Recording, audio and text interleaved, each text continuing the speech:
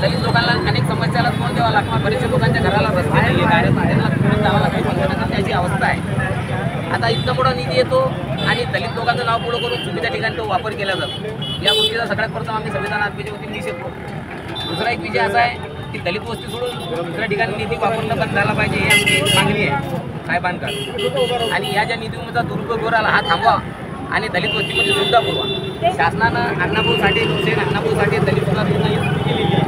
दलितांच्या वस्त्यांचे मुद्रीकरण झालं पाहिजे. त्या लोकांना मूलभूत सुविधा उपलब्ध झाल्या पाहिजे. दवाखान्यासारखे, गार्डनसारखे ज्या काही मूलभूत सुविधा आहेत, मुली वगैरे संदर्भ बाकी ह्या कामं तुम्ही केले पाहिजे.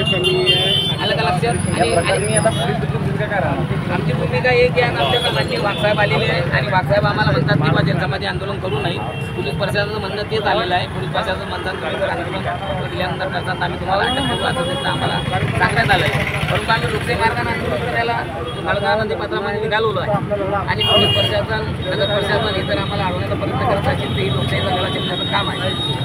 वाघसाहेबाचा आधार करतो या काही दुमत नाही, पोलीस प्रशासनाचा आधार करतो या काही दुमत. परंतु हा जो गैरप्रकार झालेला इतर चौकशी करीन कोण, कारवाई करीन कोण, उघड्या हा प्रकार पाहायचा काय?